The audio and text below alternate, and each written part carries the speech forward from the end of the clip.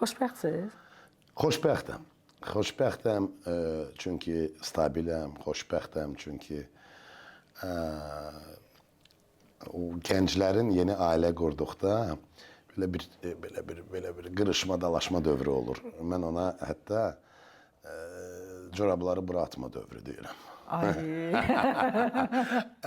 O dövrü, o dövrə görə Ülvira xanım çox gülməlidir, acınacaqlıdır, amma yenə də bu tək Azərbaycanda deyil, dünyada deyil.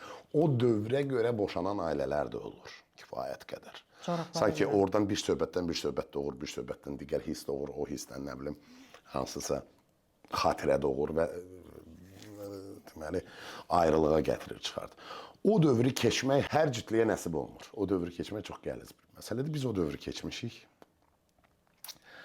Biz o dövrü çətinliklərlə keçmişik. Düşünürəm ki, uğurlu keçmişik, amma eyni zamanda səhvlərlə keçmişik. Əlbəttə ki, səhvlərin 99.9% mənə aiddir.